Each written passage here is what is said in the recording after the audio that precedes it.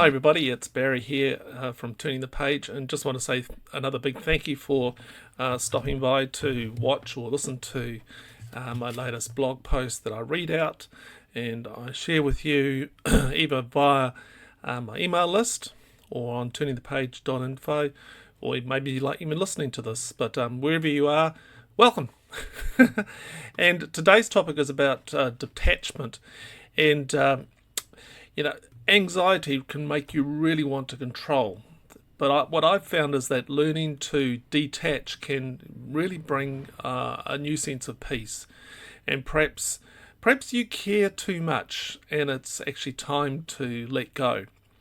I knew someone that she was holding on so tightly, too tightly. It was care, it was love, but in that embrace, she was actually suffocating the life out of the other person and destroying a sense of peace in herself. She was not allowing the other to find their way through the pains of growth. I know what it's like. You can become so emotionally attached to someone that they are glued to your soul. In a good sense, it's love. But on the dark side, it can lead to control, manipulation, anxiety, worry and fear. You see their warts, everyone's got them, and you want to fix them, rescue them or save them. A heartbeat of anxiety pounds within your head and worry flows around you. You're consumed by it, but there's nothing you can do. You've tried to control, manipulate and bribe compliance, but the more you do this, the greater the anxiety grows. You try to take power over the situation, but only backfires in your face. I've noticed that in these times of fear that a quiet invitation to detach can come, to let go of what you've been grasping onto. I think the best way I can describe this healthy form of detachment, it might be in two metaphors in a parable. I often see this image of the Apollo rocket and its vehicle detaching. And joined through the airlock, there was a free flow of people and supplies, but there comes a time when they have to detach, and one lets the other one go. It's quiet and seamless, and the other may not even know there has been a detachment, but there is a knowing that there will be a return. I see myself letting go of that person and those problems. What about this example? Two dancers joined together, hand to hand, eye to eye, waist to waist, and there's a closeness, a connection. But then comes a moment when one dancer is released to perform another movement, and there's a healthy detachment with the hope of a return. And then there's the prodigal son story, the parable. And it's a story, with many, many different layers of a son coming to his father, wanting his inheritance. And the loving father releasing him, detaching, letting him go. There is the hope of return in the father, but it's not certain. And the father's not, but see, the point is the father's not dependent on the son's approval or love for him to have peace. The father hopes and looks for the son to learn something about his very loving and secure nature, but he's not reliant on it.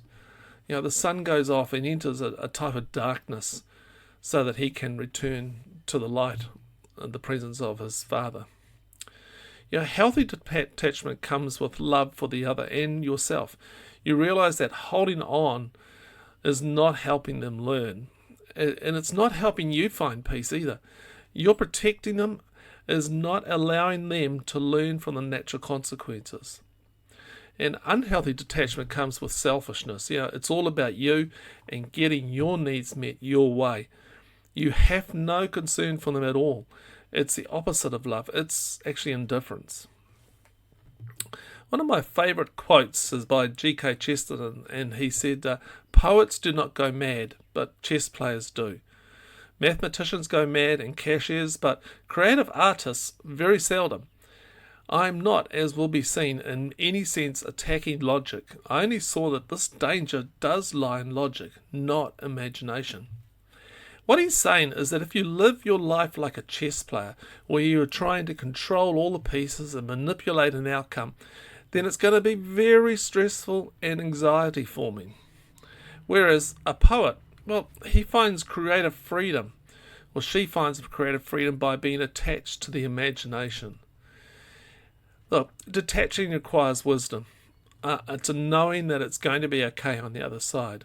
And this knowing is discovered through practice. The more you learn to let go, the greater you learn that you'll be okay, that someone greater is still holding your hand. Theologian Reinhold Niebuhr wrote the Serenity Prayer, and this is like a prayer of release and detachment. It's a prayer you might like to pray whenever those feelings of anxiety come up. God, grant me the serenity to accept the things I cannot change, the courage to things I can, and the wisdom to know the difference. Anxiety can make you want to control, but learning to detach can bring some peace. Perhaps you care too much and it's time to let go. Here's some quotes for you to think about. If some problems have no adequate explanations and never will have, then we must come to grips with confusion and learn to live in mystery. Larry Crabb. David Riddell, don't try to change others, work on yourself instead.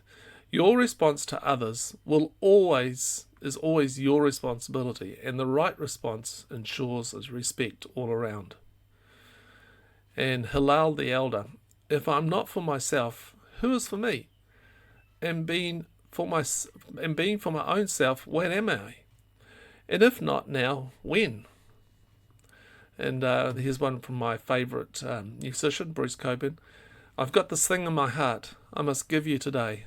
It only lives when you give it away. A couple of questions. Number one, what feelings emerge when you consider letting go and detaching? Number two, who is in control? 3, are you more a chess player or more a poet?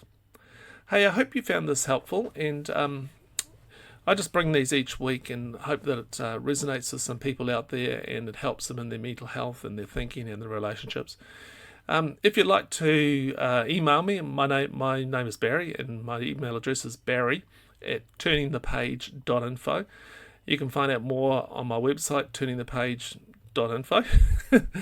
And if you want to support me in what I'm doing, through Patreon or donations or anything like that, that's really helpful because it just helps to pay for some costs and also for me to save towards some projects that I'm hoping to do. Hey, and if you want to learn more about supporting us, it's turningthepage.info/support. And we'll see you next week, and I hope you have a good week detaching. Okay, bye.